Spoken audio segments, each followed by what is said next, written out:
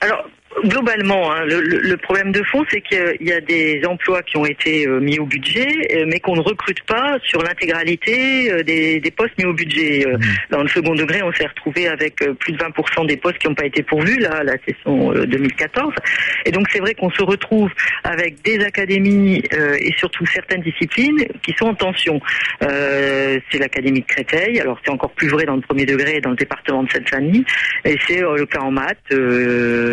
Mais bon, c'est pas un phénomène généralisé. Alors sur les conditions de recrutement des contractuels, au départ, on fait d'abord appel à des titulaires remplaçants quand il y a un problème. Ensuite, on recrute des contractuels. En priorité, les gens qui ont raté le concours et qui en général le repréparent, donc des étudiants.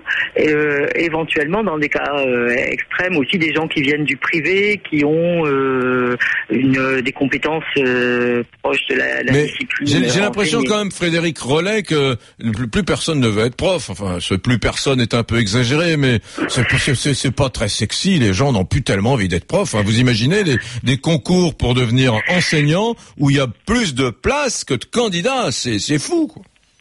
Alors, c'est vrai qu'il y a un manque d'attractivité du métier. C'est pour ça que nous, on dit qu'il faut trouver un certain nombre de dispositifs, notamment de revaloriser ce métier. Bon, un jeune enseignant qui a fait un master, donc à 5 ans d'études, un jeune certifié, il commence à 1 300 € net. Ah oui, c'est très mal payé.